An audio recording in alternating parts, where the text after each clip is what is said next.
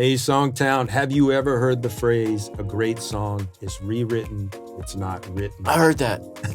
Today we have a checklist of 12 items that are going to help you rewrite your songs and make them better. Awesome.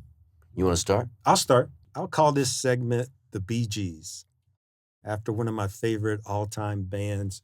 I heard one of them say one time that their approach to writing songs was that they would write 4 choruses and then just figure out what order to put them in. And I thought that was so cool. What he meant was every section, if it was a verse, if it was a pre-chorus, if it was a chorus, he wanted them to all sound like they were hits among themselves, that they were the hookiest they could be. Yeah. So when you listen to those songs, it's not like, oh, that's a great chorus, but that verse is just kind of average. Like every single section is great. So what I got in the habit of doing, my first item on my checklist is I go back and I look for the hookiest section of the song. If it's my verse, if it's my chorus, whatever it is, I look for the hookiest part. And then I go, how can I write the other sections to be that hooky? Yeah. And then I keep working on it until I achieve that. Yeah, that's great. I think my first one might be believability. Mm-hmm. One thing I'm always checking as I write, and then when I get done and I'm rewriting, I'm like, do I believe this? Is it just too sappy and corny a love song, or is it something that I could say to my wife and she would be moved by it? So I'm always asking myself, first and foremost, is this believable, what I've written? I think that's kind of people say, well, I wrote it and I felt it, so it's believable. But it's not always believable to the listener. So for me, I always have to step back and separate myself from it after I've written it and go, okay, am I buying this? Right. And so I think that's the difference. And it's a subtle thing, but it's one of the most important things we can do. Yeah, absolutely. Yeah. Next up on my list would be repetition. And what Can you repeat that? I like to say in my classes a lot that a hook is not a hook unless it's repeated. And the reason I say that is often I see songs that my students will send to me to give them some feedback on, and they get to the chorus, and the first line of the chorus is killer. It's like so hooky, it's memorable, and then I never hear it anywhere else in the chorus. That melody is gone. Mm-hmm. So I like to say a hook is not a hook unless it's repeated. Yeah, absolutely. And of course, none of these things we talk about is going to be set in stone. There's exceptions to every rule. I don't even think of my approach. I don't approach it from rules. I approach it from tools. Yeah. And the ability to create something hooky and then repeat in the next line or maybe the middle of the chorus, wherever it is, I think that's a tool we can use. I'm not saying that 1,000% of the time you need to do that, but 999% of the time it works. So a hook is not a hook. That's right. That in the last week, I was critiquing a song for someone, and the title, I kept going, the title's not here. The title's not here. Where's the title? And the title was the last line of the song. Mm-hmm. And it never appeared anywhere else. And it was a great title. And so, my feedback was, hey, make this chorus that you only get to at the very end a chorus that repeats, where we can keep being reminded of that message that you're trying to get across. Because to me, it was just, I'm like, I don't know if anybody's going to listen to it long enough to get to that great part. Yeah, and somebody will say in the comments, well, I know songs that are like that, where the title is just mentioned one time in a song. Often the artist wrote it, and then often they have choruses, and they could have picked something in the chorus to be the title, but they chose to pick something in the verse that was more obscure. Yeah. So I think, just be purposeful about what you're doing.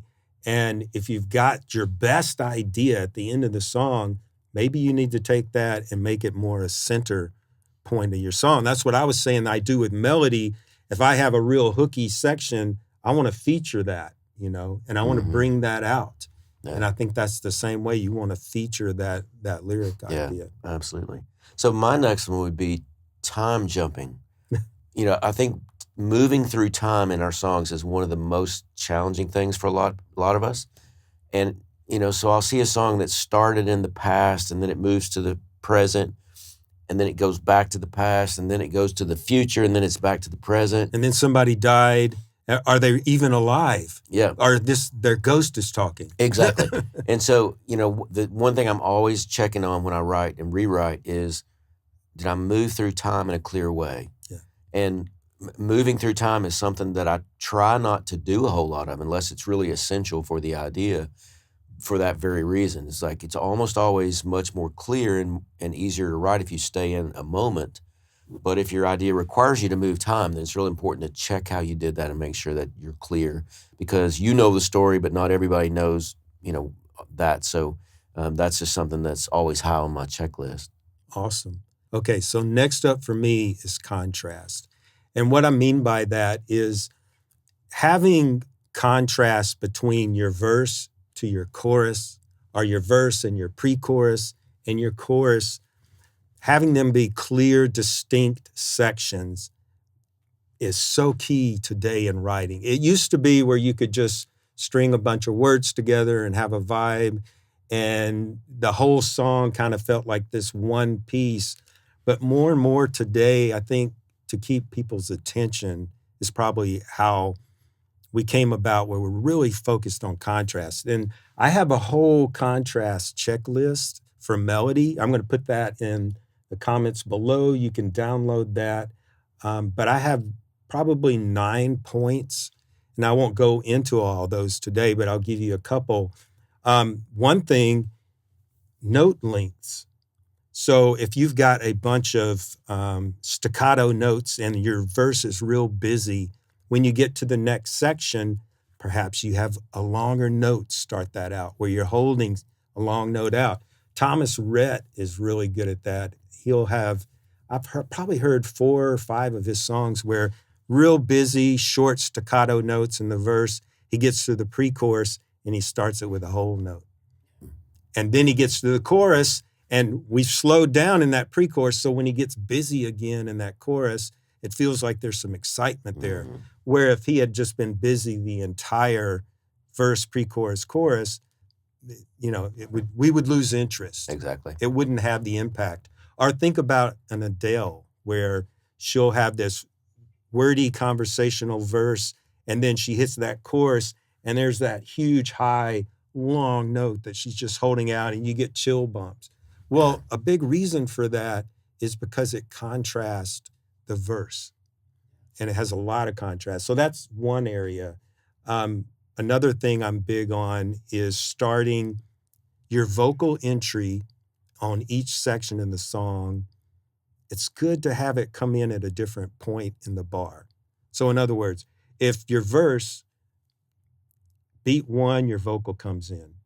When you get to the chorus, try coming in before the downbeat. Mm-hmm. Come in, a few beats ahead with a wind up before you hit the downbeat of that chorus. Little things like that make a big difference to keep the listener's attention. And I think that's ultimately what your song has to do. You have to pull the listener in and you have to keep them there. Yeah. I think of those melodic contrasts as surprises for the listener too. It's like, I'm listening along, I'm in this groove, I'm like, oh, that's cool, and then I find myself anticipating, okay, what next, and I want to keep listening to hear more of those things. And if they never come, I lose interest. I noticed something about a year ago. A song came out, major label, new artist, and they were all excited about this new song, their first single, but every vocal line started on the same note through the entire chorus, through the entire verses, through the entire bridge. And I'm like, this is not going to fly. Like, you're starting every single line on the same note. And with all that money behind it, all the excitement, the artist had a big social media following, the song never went anywhere. Yeah. And I knew that just because I was like, There's no contrast here to keep the listener's attention. My next one would be pronouns. And this is something I see all the time when I'm critiquing other Don't people's. start a political war out there. Well, I'm not. We're not looking at it in that way. But if you're talking to your love interest in the verse and you're saying, you're so amazing, I can't believe you're a part of my life, and then you go into your chorus and you go, she's so wonderful, then the person you're singing to is like, wait, whoa, I thought you were talking to me. Now you're talking about me, or are you talking about someone else? Right. And so, and another thing that happens with pronouns is you can have, like if you are talking about your mother and your grandmother and your wife, well, you got 3 she's. So anytime you say she Right. or her, it might be confusing to people. So you just have to watch how you're using pronouns and make sure that you're staying consistent and that you're being clear with your use of them. The 3 she trap. Ooh, I like it. Yeah. Okay, next for me would be, let's call this line plus 3 for lack of a better term. I see a lot of songs that don't have distinctive rhythm patterns in the melody. And those distinctive hard rhythm patterns really help us lock into a song, and it makes a song hooky.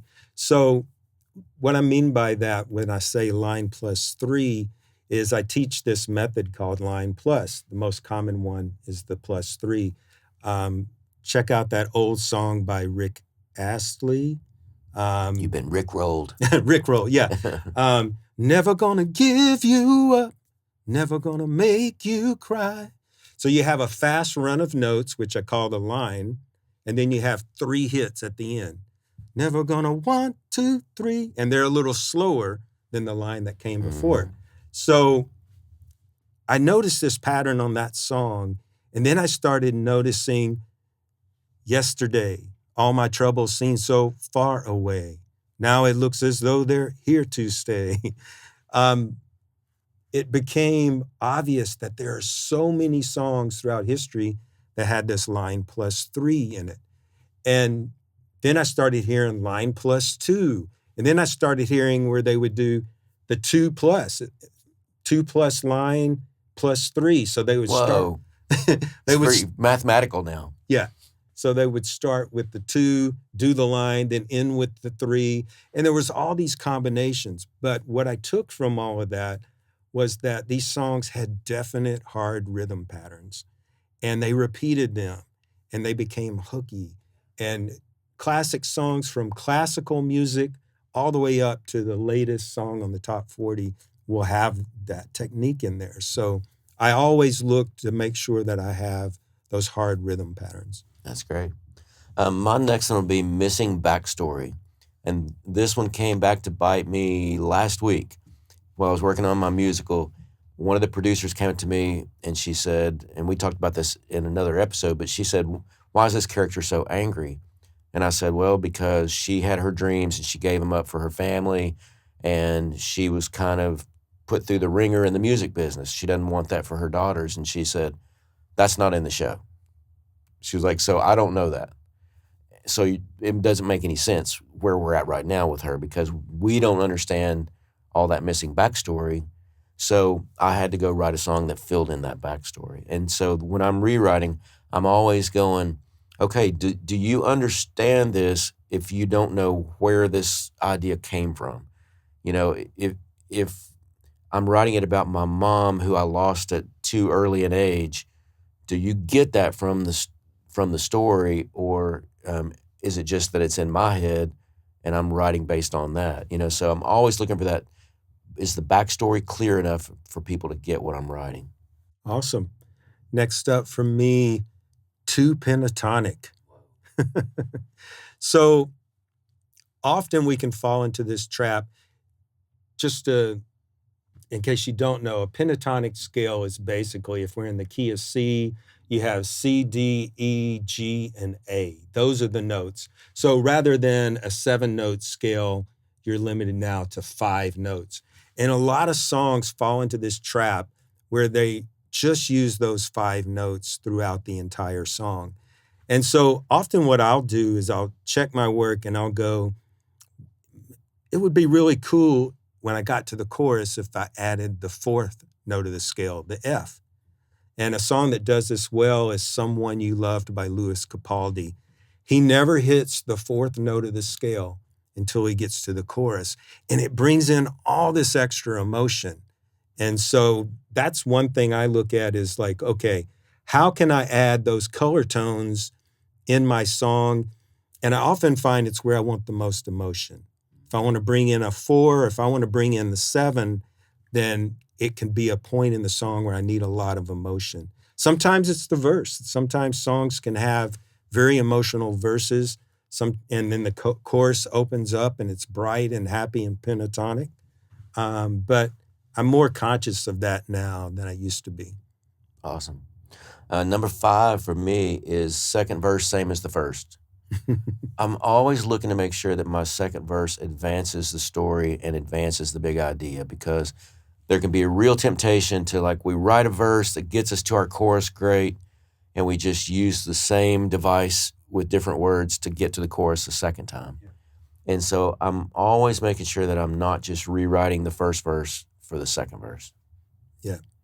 I remember the first time I was living in New York. I was 19 and I took a lyric class from somebody. And they were going, if you get stuck on the second verse, just say the same thing as the first verse in a different way. And then I got to Nashville where people were writing lyrics on a high level. I mean, when I came to Nashville, people were coming from the UK, from California, coming to write with Nashville writers because they wanted to up their lyric game. And so Nashville kind of became known for lyrics. And I had to unlearn that. I was like, no, it doesn't really do much to say the same thing, just differently, you know? Yeah. You want to take it to that next level, go deeper into the emotion, go deeper into the story of the song. Yeah, absolutely. All right, so what's next for you? Unexpected, but inevitable. Okay, so tell me more. Tom Shapiro wrote 50 big hit songs in his lifetime. Great guy. He told you and me about this, and I just thought it was so cool, and I started applying it to my songs. So his idea was he wanted one spot in that song where something came in completely unexpected, whether it was a melody sequence, whether it was a chord. You know, sometimes he would add a chord in a chorus that wasn't expected, but once you heard it, you could never unhear it. Mm-hmm. You know, you had to hear it every time.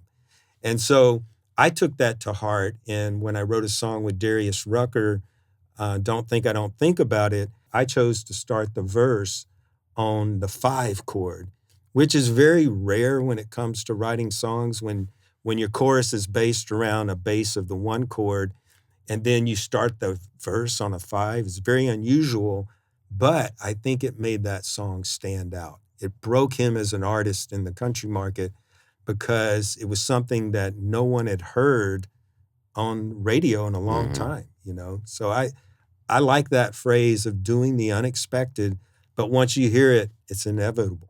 Yeah, you go, what else could it have been? You No, know? exactly. That's great. My final one would be fighting the hook. Mm-hmm. You know, if you're writing a song called I Will Always Love You, and you have a line in there that says, you know, maybe someday I'll move on. Well, that's fighting the hook. You know, right. You're saying in the hook, I'm going to love you forever.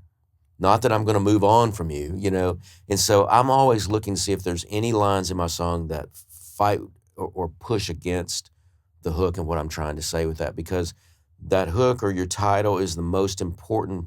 That's the reason you're writing this song, because you want to say that. And so I'm making sure that nothing else gets in the way of that in the song. Yeah, Harlan Howard, a legendary writer, used to have this trick where he would have his song title, and then he would look at every line in the verse.